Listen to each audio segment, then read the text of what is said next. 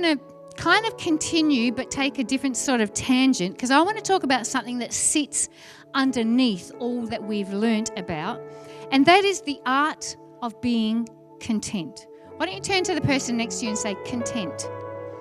Turn to your second choice and say, and you too, content.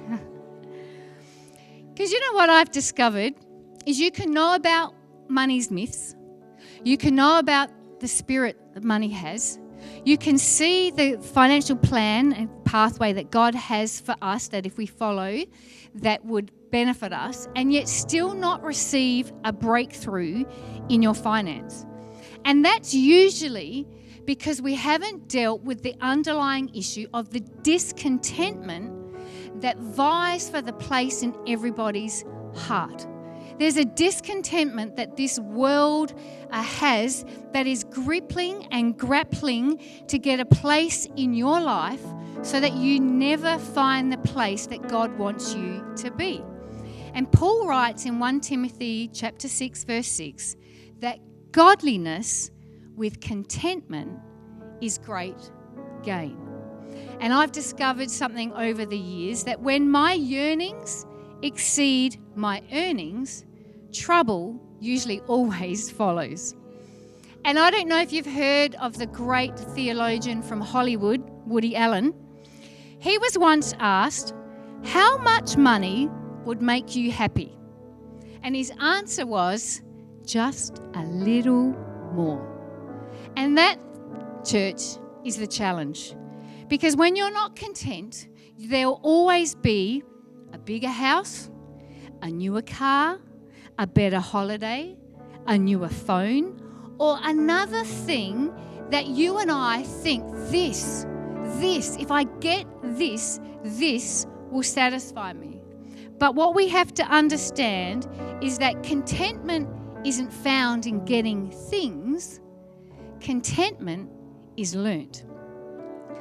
And Paul goes on to say in Philippians chapter 4, verse 11, that I have learnt to be content whatever the circumstances. He goes on to say in other verses that whether I'm well fed or hungry, whether I have much or I have little, I have learnt to be content. And it's important for you and I to learn contentment, because contentment actually benefits every area of our life. Believe it or not, when you're content, every area of your life benefits from it. Contentment's good for us financially, because when we're not driven by impulse or driven by comparison, it's good for us spiritually, because it says that our trust is in Him and not in things, because how many know things come and things go? It's good for us physically. Proverbs 14:30 says this, a heart at peace gives life to the body, but envy rots the bones. And it's good for us emotionally. Ecclesiastes 6 verse 9 says it's better to be happy with what you have than to always want more and more. You see, contentment brings peace, whereas discontentment slowly drains and sucks the life, the joy, the energy out of you and me. And I get it. I understand that being content in this world today is hard, because this world is geared at just bombarding you with things that you think you need. Advertising is designed to keep you and I wanting more. You know, advertising has one job. Do you know what that job is? To convince you that what you have is not enough, that it won't do, that's like, oh, come on, why are you setting your sights so low? Advertising's job is to make you feel bad about yourself so that you will continue to strive after things. It's a ploy of the enemy, where the God in heaven who loves us wants us to learn the contentment of being found in Him. You see, this is what advertising does. You might look out at your backyard. Perhaps you're standing in the kitchen doing your dishes and you've got one of those windows that looks out at your backyard, and you think, it's a nice backyard, but do you know what would make it really nice? is if you had a really nice pergola. You know, one of those apex ones, the ones that have got those, it was called vergola, where you could open it for the sun, you could close it for the rain. One of those would look really nice with some really nice paving on the floor. That would look amazing. So we do that. And then we're standing out there under our little vergola, opening, close, open, close, open, close. So soon we're going to have a fit because we've got the things flipping around. And then we go, you know what this place needs? Needs a lounge and a table. Because, you know, it was good, but I want to sit under my pergola. When I'm getting raised, I want to be able to sit here. Then I want a table with chairs because, you know, I want to be able to use it to entertain. So we go ahead and we do that. And then we're inside and we're washing our dishes in the sink and we're like, well, you know what? I don't want to be inside washing the dishes and preparing the dinner while everybody else is sitting out there and enjoying it. So I know what I'll do. I'll get an outdoor kitchen. See, because if I get an outdoor kitchen, I can be out with you under the pergola while you're all sitting there doing nothing. And we'll talk about why you're doing nothing later. But so the outdoor kitchen. But then you know what? We're in Melbourne. And you know, Melbourne, 4 seasons in one day. So you know what we have to do? We've got to get the cafe blinds. Because, you know, see, the cafe blinds, they'll keep the rain out. They'll keep the rain out. They'll keep the wind out, you know. And then because it is Melbourne, it's like, well, I need heating. Because I've spent all this money now and I want to use this area. And I don't want to use it for just 6 months of the year. We want to use it for 12 months. So there's the heater. And then it's like, hey, I want to be able to, at night, so where's the mood lighting? Let's get the strip lighting and all the LEDs and the bits that we want. This is cool. And then finally, so you think you're finished, and it's like, oh, I need to pretty it up. I need the accessories. You know, the things on the table, the little pot plants and then the cushions and the blankets and the throws. And it's never ending. Advertising's job is to tell you what you have is not enough. It's a never ending because the world profits from your dissatisfaction. So this morning, I just want to be really, really practical in terms of some symptoms that you and I will experience if we're not discontent, if we are discontent, not content, and then some steps in how we can become content. Does that sound like a good idea this morning? Because again, like I said, we've done the God, Money, Me series, great teaching. But if you're not seeing financial breakthrough, it could be a little thing like discontentment is robbing you of putting into practice the things we've learned over these last coming weeks. So you may see if you recognize any of these, and whatever you do, you're not nudging your partner. You're not saying, well, that's just ask God to reveal to you, that's why I feel this way. Maybe I feel this way because I'm not content. Are you with me? All right, so if you're not content, this is what I've discovered, is you'll always be tired. You know, consumerism is exhausting. There's a story of a Russian novelist, Leo Tolstoy, in 1886. It's the story of the peasant Palm called How Much Land Does a Man Need? That's what the story's called. And the story's about this master who says to his servant Palm, you know what? I'm going to give you as much land as you can walk around in one day. So Palm, thinking he's really switched on and cluey, says, I know what I'll do. I'm going to run. So he ran and ran and ran and ran and ran and ran and ran and ran, and he kept running to cover as much distance as he could within that 24 hours. And do you know what happened? He ran so fast and so much, by the end of the 24 hours, he dropped dead. True story. Just ask Leo Tolstoy. Proving that men and women only need 6 foot of land. In other words, we need enough for our grave, right? Here's the point. The point is that the pursuit of more can become a treadmill that never stops. Proverbs 23 puts it this way in verse 4. Do not wear yourselves out to become rich.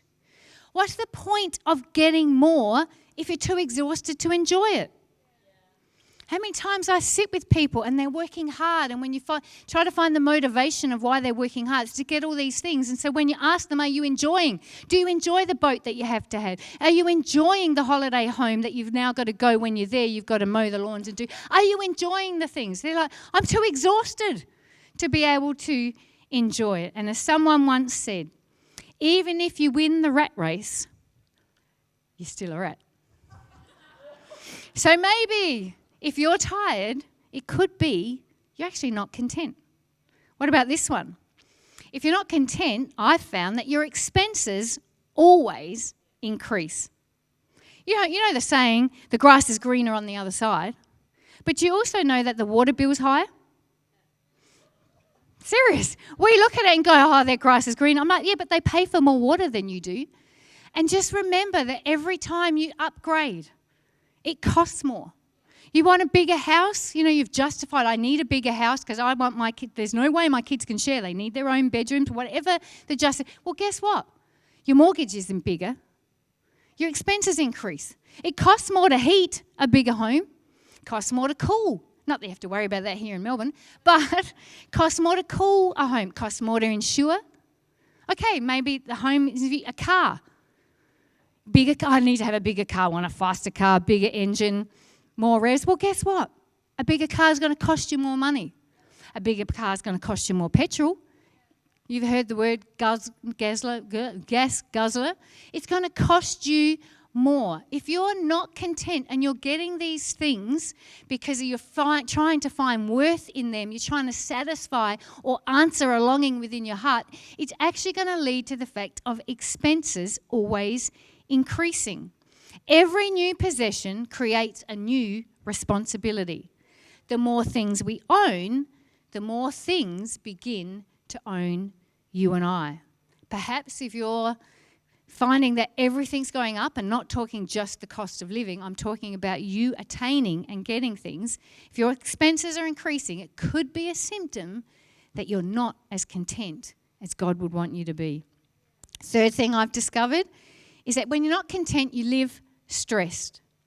The more we accumulate, the more we worry about it. Ecclesiastes 5:12 says this, the sleep of a labourer is sweet, whether they eat little or much. But as for the rich, their abundance permits them no sleep. With more comes more stress. My husband and I are building a house back in Adelaide. We were already doing that before we went to Melbourne, and we different options and different things. And at one stage, when we were talking with the builder, he presented the opportunity. We had to have one of the floor plans, but it had a lift. And I've got to admit, there was a little bit in me, a bit of a flex that's like, ooh, a lift. But I'm smart enough to know to spend time with God. And I just thought, you know what? I woke up in the middle of the night before we signed this contract, and I had this revelation, a lift. I've got to get that maintained. So in other words, I've got to pay maintenance to have a lift. And so I'm Googling, how often do you have to have a lift maintained? What is the rough cost of doing that? Then insurance, everything up. So again, the more you have, the more you worry about things. So hence, you will be happy to know, I woke Tony up and said, there's no way we're going to take the house with the lift, all right? I don't want to be worrying about extra things. I've got enough to worry about. With more comes more stress. When I go to Chatty Shopping Centre and I look for a car park, I do not worry about my Porsche getting scratched. It's because I don't have a Porsche. Serious. It's like I don't actually worry. I tell you, if I did have a Porsche, I don't think I'd take it out of the garage. Again, silly, but it's true. With more stuff comes more worry. And this message is not about pointing the finger at those who may have those things. It's about why do you have them, and do you need to have them? And if you have them, it should be off the basis of your content and found your security in other areas. So this isn't about you looking and that's why I said don't nudge. Just say, hey, yeah, she's talking to you. I'm saying, no. Where are we not content in an area? If you're not content, you'll live stress. If you're not content, you'll experience more conflict. What I've discovered is money doesn't create problems, but it does expose them. So it doesn't create it. It was always there. But what money does will expose. What's in will come out. Many marriages don't struggle because they lack money. They struggle because they lack agreement around money. When Tony and I first got married, we didn't have kids. We were married for 7 years. We both worked full time. We saved our money. We had the discussion of when we have a family, how does that look like for us? And together we decided that we didn't want me to work when the kids were little. But that came out of a discussion. But then what happens is you have to adjust your life to make that happen. See, we couldn't say that, but then expect life to just continue on as it had been because we were dinks, double income, no kids. And we were going to be going into, what's one income kids? Inks. I don't know. And so we had to have the discussion, and then because we agreed on it, it was never a point of contention. We cut our cloth to adjust to our lifestyle. So it meant that determined the house we lived in. That determined our budget. So that determined what holidays or no holidays we went on. That determined how regular those holidays were. That determined our wardrobe, what we could buy clothes, how much budget, all of that.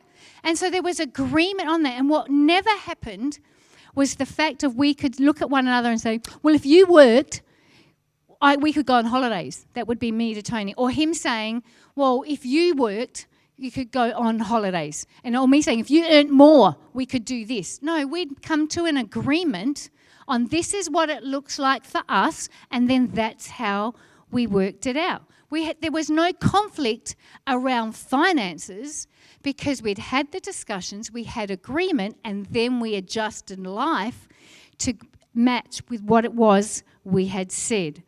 I've discovered that we often say, when a bride and groom come to the front on their marriage, they say, until death do us part are the vows. And I've noticed in 2026 that we could probably change that until death do us part. There's a lot of marriages that are crumbling under the weight of financial stress because they haven't learnt the art of being content. They're too busy trying to be something else, someone else, trying to have everything. And unless they deal with the contentment, they're always going to live and experience more conflict. And the fifth thing I've discovered that when you're not content is that you'll never, never, never be satisfied.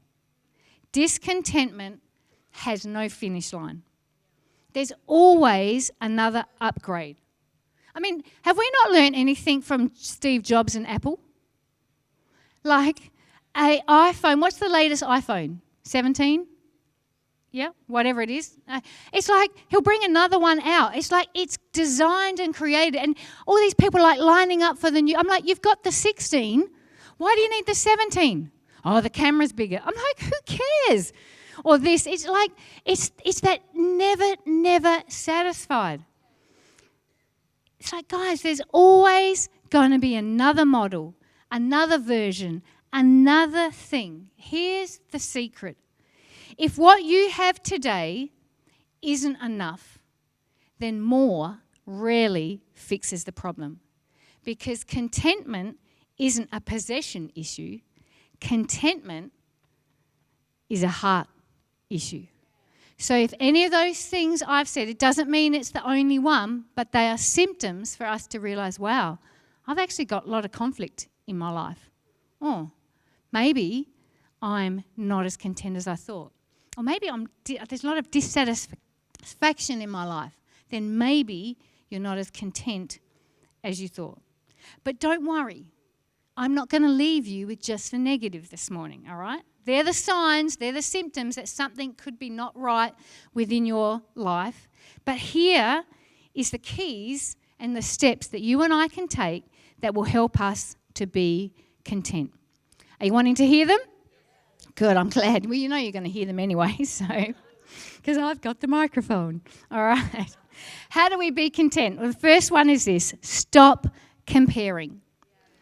You know, comparison is the thief of contentment. 2 Corinthians chapter 10, verse 12 says this: when they compare themselves with themselves, they are not wise. I can't encourage us enough to know that God has never asked you to be somebody else. He wants you to be a world perfect you. The best you can be. He's created you uniquely. He's created, look at your fingertips. I say this all the time to people. Your fingerprints are unique to you. There's no one on the earth, past, present or future, who has the same fingerprints as you. That's God's design for you. You are a one and only, one of a kind person. And there's nothing worse than when we got an original trying to be a poor copy of someone else. It's like God has designed you to be you. There's a place, there's a purpose, there's something He wants that only you can do. And we've just got to get comfortable in knowing that.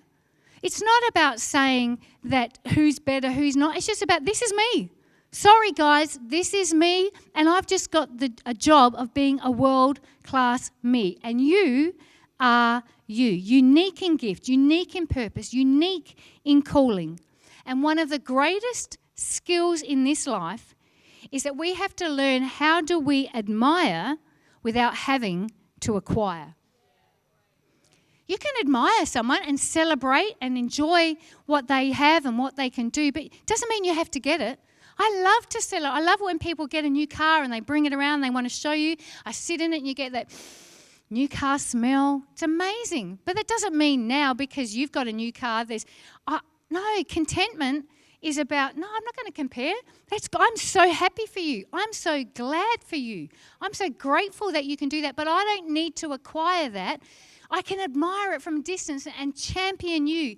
And as long as you are being content and you're not trying to gain something or comparing yourself with someone else, you can appreciate something without needing to own it. And that's what I love about the local church. Because, in this room, there are things that we have that I don't own them, but you do. So I might say to Michael, hey, Michael, if I wasn't living in an apartment and I don't have grass, but if I was living in a house that had grass, I might say, hey, Michael, do you have a lawnmower I can borrow? Because you know what? I don't need to acquire a lawnmower just for the little time that I'm saying someone else has got one that I can borrow. And to give you a great example is when our kids were really, really little, we used to love camping. Then our kids grew up and they realised that we'd hoodwinked them because they're like, oh, there's things like hotels? We're like, oh, yes. But we used to love camping. The problem with camping is that, there's so much stuff. Like the entertaining outdoor area, you don't just have a tent. Then you've got air mattresses. And now you don't have to have just the air mattress on the floor. You can get double air mattresses. Or you can get bunks. And then you can get fold-out tables. And not just your little deck chair. There's all these amazing... Then you get camp kitchens. But you know what? This is what we decided. We loved camping, but Tony and I could never camp, just Tony and I and the kids. We would die. We would freeze because we didn't have all the gear. We just made sure we had a tent.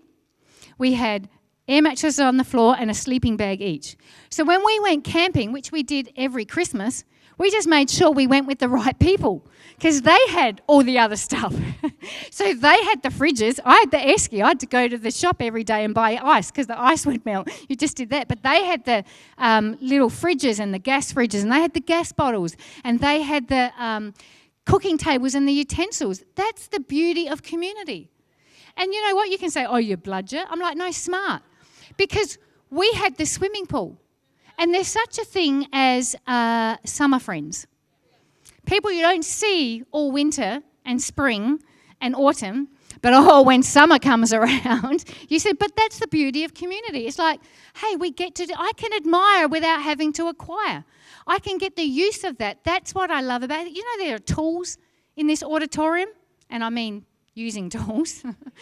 All right, there's swimming pools here, there's lawnmowers, there's boats, there's camping gear. Don't buy into the lie that you have to have it.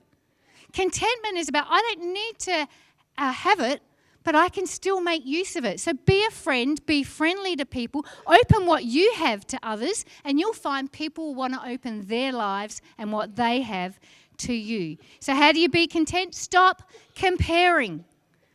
Secondly, how about this one? Why don't you just enjoy what you already have? Everything God has given us is intended to be enjoyed. 1 Timothy 6:17 says this, God richly provides us with everything for our enjoyment. Can you imagine? It's Christmas morning. The Christmas tree's set up, the presents are under, the kids are sitting there waiting for you to get out of bed so that you can give them their gift. And so we come around, we grab a gift, you've got your kids sitting there, you say, Jordan, oh, here's a gift that's got Jordan's name on. I give it to Jordan. Jordan rips open the present. She's like, great, thanks. And then she's like this. I'll be like, high five. Like, what's your point? And she's like, no, where's the next one? Now, any good parent here would be like, oh, we're going to have a conversation, because that is not happening here. And yet, do you know you and I do that to God all the time? We're so busy going, thanks God, where's the next thing? But what you gave me this, but I didn't want that, I want this. We do it all the time.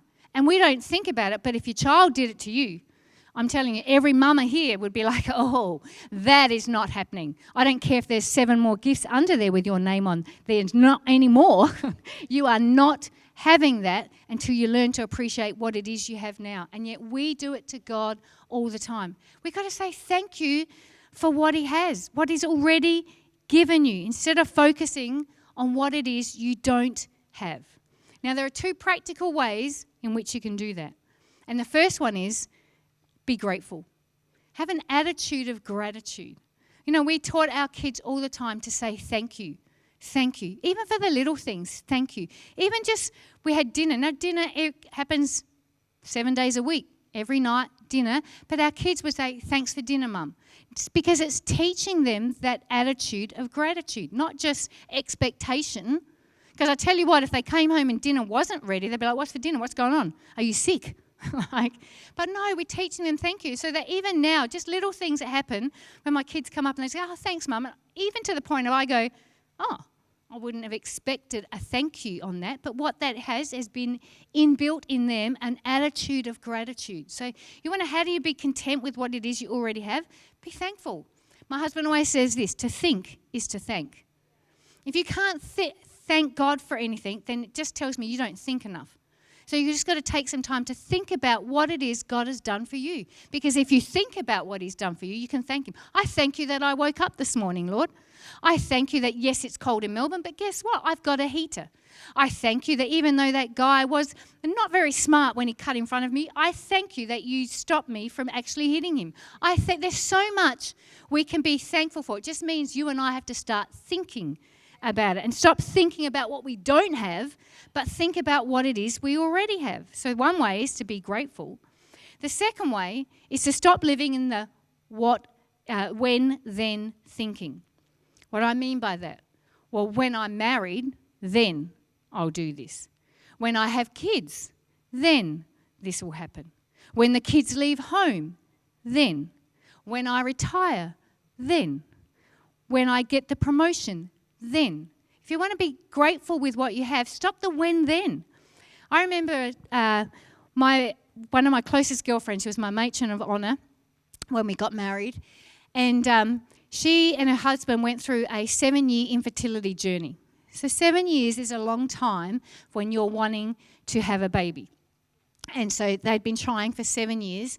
And I remember the day she got pregnant. So the day that she knew she was pregnant. So it was, let's just say, within a week, whatever that time frame is, that she took the test and knew she was pregnant. Now, most people here prescribe to the theory and the thinking of, you know what, you don't make announcements until about that 12 weeks. You know, doctors say 12 weeks is kind of the safe space because anything could happen within those first 12 weeks. You could miscarry, something could go wrong, the test could be wrong. And I remember she was like 1 week, the little test, little lines on there, she was telling everyone. And so some smart bunny says to her, hey, they were trying to be kind and gracious and say, do you want to maybe consider the fact that if something happens and this pregnancy doesn't go to term or you miscarry, something happens, you might want to save yourself some pain so you haven't broadcast it so nobody knows, and it just makes your healing a little bit better. Of which there's a mentality and a philosophy that you can go, yeah, kind of checks out. But I love my girlfriend's response. She said to me, 7 years? This may be the only opportunity I ever have to say I'm pregnant. She goes, I would live with it. That to me is the stop the when then. She was like, oh, I'm pregnant. Because the truth is, she was. Now, as to whether she stayed that way, that was God's. He had to do all of that and continue on. And for sake of story, yes, had little Zoe, which was great. But the fact that she was just like, no. I may never have the opportunity with this joy, with this expression, to tell people I'm pregnant. So why would I stop thinking about what I haven't got? I've got it, and I'm going to declare it. And if something happened, then I'll deal with that later. Stop the when, then thinking. Life happens now. Don't miss today's blessing waiting for tomorrow's. If she had lost that baby, God forbid, and then was never pregnant again, she would have missed the opportunity that she was dying within her heart to be able to share. Don't miss what's happening now. Thirdly, remember we're talking about what are some keys that we can be content, learn the art of contentment. And we have to remember that life is not about things. Jesus said in Luke chapter 12, verse 15, life does not consist in an abundance of possessions. As a pastor with over 30 years of experience, I've attended and also conducted many funerals. And let me tell you what is common at any funeral is nobody talks about the deceased person's car. They drove a Toyota Corolla. They don't talk about their wardrobe. Yeah, they wore pants most of the time. I don't even know if they owned a dress or whatever. They don't talk about their investment portfolio. They don't talk about that sort of stuff. They talk about who they were. They say, my mum this, our friend this, our dad, our brother, our whoever. They talk about who they were. They talk about their kindness. Now, they may mention, if you're going to dot I's and cross T's, they might mention a car because there's a story attached, but it's the who. It's the person, their kindness, their faith, their relationships, their impact. What did they do for me? How did they make me feel? How did they treat people? Can I remind each and every one of us that your self-worth is not your net worth? You want to learn the art of being content? Then deal with it. Your self-worth, who you are, has got zip, zero, zilch, nada, nothing to do with your net worth. What your bank balance is, what your car you drive, the house, the job you hold, what you do, it's got nothing to do with it. You want to be content. Realize your net worth has nothing to do with your self-worth. That is what Christ died for. You as an individual is who Jesus died for and rose again so that we could have relationship with his Father. And then fourthly, as the band come, we're talking about keys that help us to learn the art of being content, is we need to focus on what lasts forever. Everything you and I own, without exception, everything eventually wears out. Everything. The car, the house, the clothes, everything wears out. But people are eternal. And you and I will all one day, at the end of our life, stand before our God in heaven, and he won't ask us, what car did you drive? What phone did you own? How many bedrooms did your house have? What was your ATAR? Trying to find things that will fit everybody. What position did you hold in the company? How many zeros on your bank account? He's not going to ask you that. What we are going to give an account for is our character, who we are, and our faithfulness, and the people that you and I influenced for Christ. We're going to stand before our God, and He's going to ask us two questions. What did you do with what I gave you? And what did you do with my son? And if you want to learn the art of being content, then why don't you start using your resources for things that outlast you? Because look around. People are the only investment that lasts forever.